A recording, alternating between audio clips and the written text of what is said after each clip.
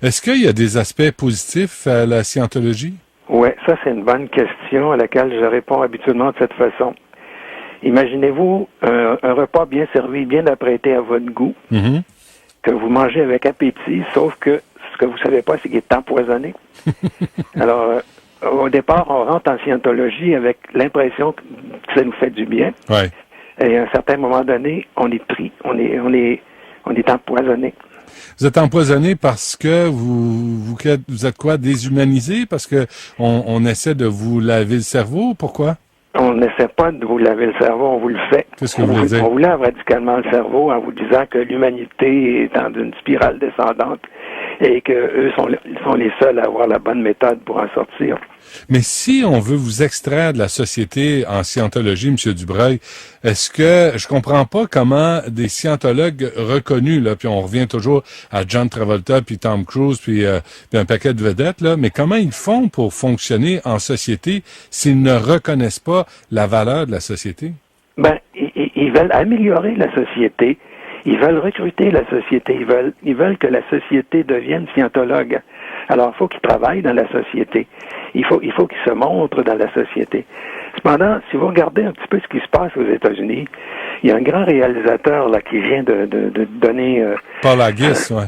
Il a fait Crash, entre autres. Il a fait des grands films. Je pense qu'il a travaillé sur James Bond aussi. Oui, bon. Ces gens-là, ils s'aperçoivent actuellement que la scientologie, ils se font mener en bateau et qu'il faut en sortir.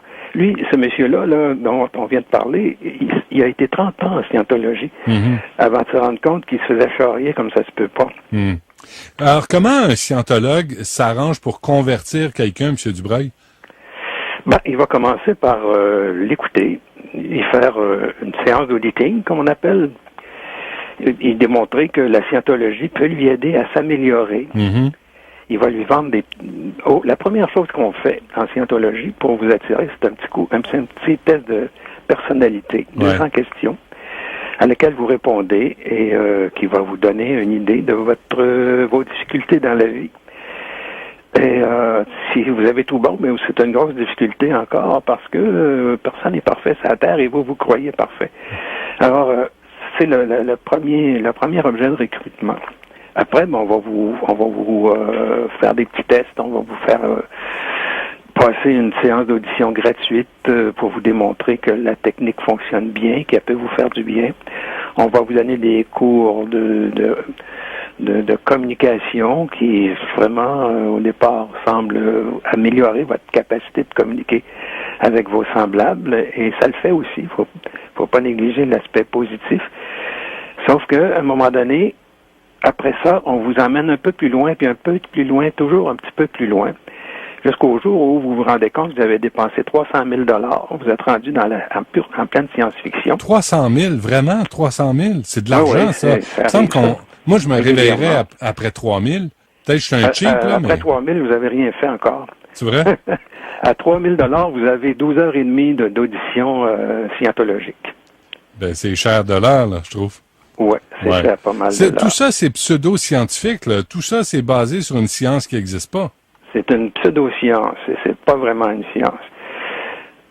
C'est basé sur une façon d'hypnotiser les gens de sorte qu'ils finissent par te croire. Alors, le but final, c'est d'extorquer les citoyens, d'extorquer de l'argent, d'aller chercher de l'argent pour la scientologie. Et la motivation derrière ça, c'est qu'on vous donne 10% de tout ce que vous allez chercher chez les autres.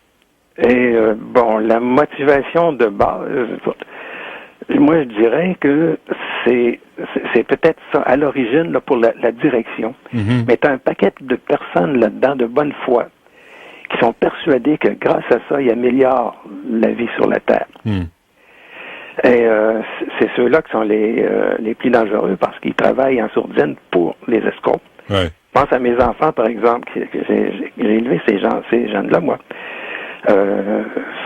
avec la plus grande honnêteté possible. Et ils restent honnêtes à leur secte, que voulez-vous. Ils ont quel âge, vos enfants? Le plus vieux a 42, l'autre a 40, puis ma fille doit avoir 37. Donc, on parle plus d'enfants, on parle des adultes. Ça doit vous briser le cœur de voir ça? Mais ça fait 20 ans, c'est là. C'est douloureux, franchement. C'est une plaie ouverte qui va se guérir le jour où ils vont décider de sortir partir de là. Ouais. Monsieur Dubreuil, il faut qu'on se laisse, mais est-ce que vous trouvez que le Canada est trop tolérant envers la scientologie? Définitivement.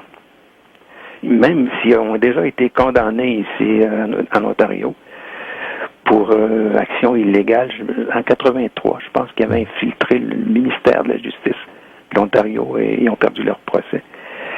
Je comprends pas pourquoi ils continuent de fonctionner ici encore. Puis au Québec, on ferme les yeux, là, on laisse faire. Au Québec, on accepte n'importe quoi comme religion. Ouais, parce que, écoutez, moi, je l'ai vécu. J'ai habité près de Mont-Royal à un moment donné, Mont-Royal et Papineau. Puis il y a toujours des fatigants qui avaient là leurs feuilles, puis ils voulaient nous faire passer des tests de personnalité. C'était dans les années 80.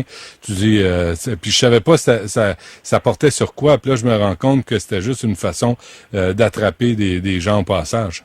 Effectivement, c'est le piège de base. Bon, ben merci de nous avoir parlé, M. Dubreuil. J'imagine que vous êtes content de la décision en France, en tout cas en ce qui a trait à l'amende pour escroquerie. Oui, ben j'espère que ça va aider les gens à prendre conscience des dangers de ces organismes-là. D'accord. Merci beaucoup de nous avoir parlé. Bonjour. Au revoir. Jean-Paul Dubreuil est auteur des livres L'Église de Scientologie, facile d'y entrer, difficile d'en sortir, et aussi Les coulisses de la Scientologie, qui est sorti en 2008. On s'arrête là-dessus.